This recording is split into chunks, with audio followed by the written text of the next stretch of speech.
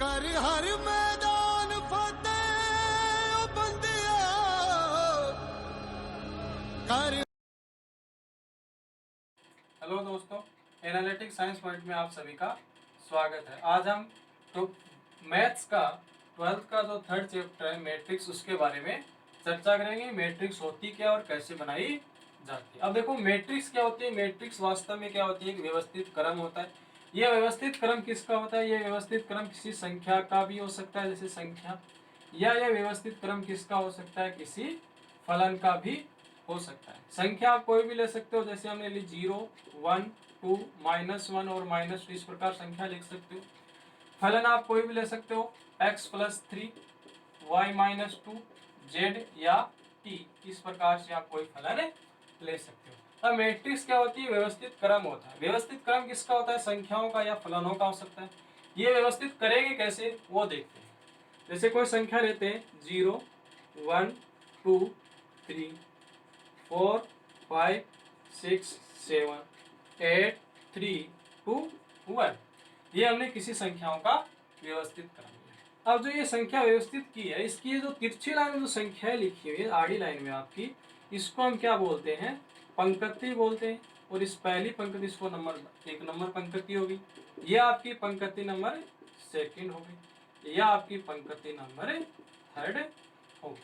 अब जो खड़ी लाइन में आपने जो संख्याएं लिखी हैं, इसको, इस खड़ी लाइन को क्या बोलते हैं हम, स्तंभ बोलते हैं। स्तंभ नंबर 1 हो गया, ये आपका स्तंभ नंबर 2 हो गया, इसको आप क्या बोल सकते हो, स्तंभ नंबर 3, और इसको बोल सकते हो आप स्तंभ नंबर 4। तो ये आप किस प्रकार से हम संख्याओं की व्यवस्थित क्रम में लिखते हैं। ये जो आड़ी लाइन में लिखी संख्या ये पंक्ति होती है, ये जो खड़ी लाइन में आपकी जो लिखे हुए ये होती है स्तंभ। अब आप क्या करते हैं, जो संख्याएं व्यवस्थित क्रम में लेते हैं, इसको मैट्रिक्स में किस प्रकार से बनाएंगे। मैट्रिक्स बनाने के लिए क्या करेंगे, मैट्रिक्स बनाने के लिए हम एक बॉक्स लिखेंगे। ये जो मैट्रिक्स को हमेशा क्या लिखते हैं, इस प्रकार के बॉक्स में ही लिखा जाता है। इस प्रकार का बॉक्स बनाएंगे। ये किस प्रकार का हो सकता है, ये वर्गाकार भी हो सकता है या आयताकार भी हो सकता है। जैसे ये क्या आपका वर्गाकार है, ये क्या हो सकता है आपका आयताकार भी हो सकता है। आयताकार जैसे इस प्रकार से आपका आयताकार हो सकता है। अब इस प्रकार, अब इसके अंदर जो भी आप संख्या लिखोगे या फलन लिखोगे, वो क्या बन जाएगी आपकी मैट्रिक्स। जैसे इसके अंदर लिखते हैं, जैसे लिखा आपने 0, 1, 4, 5, 4 लिखा, फिर 0 लिखा, 2 लिखा, 1 लिखा, 9 लिखा, 8, 3, 1, 0, 0, 0, 1, 1, ये आपकी क्या बन गई, एक वर्गाकार मैट्रिक्स बन गई, क्योंकि बॉक्स में लिखा है। बाहर ये संख्याओं को व्यवस्थित करेंगे बॉक्स में, इस प्रकार के बॉक्स में लिखते हैं, क्या बन गई आपकी एक मैट्रिक्स बन गई। इसी प्रकार आयताकार में लिख सकते हो 1, 2, 3, 4, 4, 3, 2, 1, ये बन गई एक आपकी आयताकार मैट्रिक्स।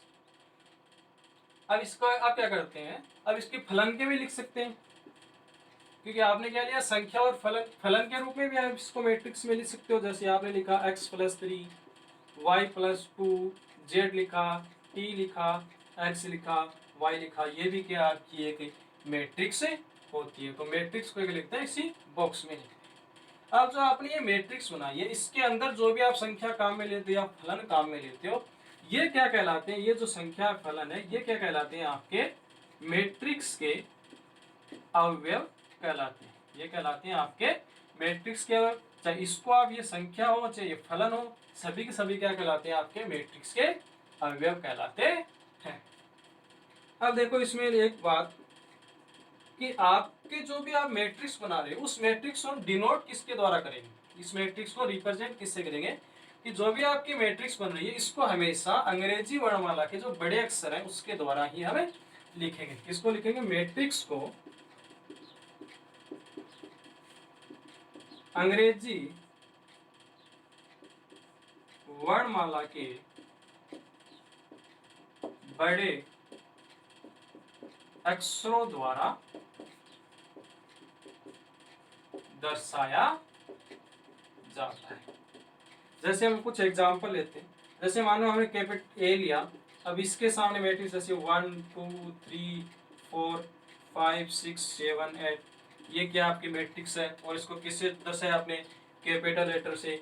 इसी प्रकार आपने जैसे बी को लिया, ये भी आपकी एक मैट्रिक्स है, इसको भी आपने कैपिटल लेटर से दर्शाया। इसी प्रकार जैसे फलन की बनाते हैं, जैसे x plus 2y z t, ये भी आपकी क्या एक मैट्रिक्स है। तो हमेशा मैट्रिक्स को अंग्रेजी वर्णमाला के बड़े अक्षरों द्वारा दर्शाया जाता है। अब सेकंड नोट क्या आपका, एक बात और ध्यान में रखनी है कि जो भी आप इसके अंदर संख्या काम में लेते हो वो संख्याएं क्या हो सकती है, आपकी वास्तविक संख्याएं भी हो सकती हैं या आपकी सम्मिश्र संख्याएं भी हो सकती है। ये संख्याएं क्या हो सकती हैं, संख्याएं वास्तविक या सम्मिश्र हो सकती। जो भी संख्या आप काम में लेते हो वास्तविक हो सकती है और सम्मिश्र संख्याएं भी हो सकती हैं। अब वास्तविक संख्याओं की मैट्रिक्स मान लेते हैं, हमने मैट्रिक्स ए ली।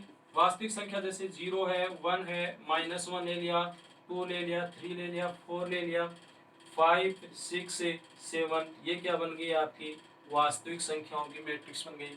सम्मिश्र संख्याओं की मैट्रिक्स जैसे इसको हमने बी से डिनोट किया है, जैसे 2 - i3, ये आपकी एक सम्मिश्र संख्या है जो आपने 11th क्लास में पढ़ी है। या 4 + i3 या x + i, या ले सकते हैं आप 2 + i, यह आपकी क्या हो गई सम्मिश्र संख्याओं की मैट्रिक्स हो गई।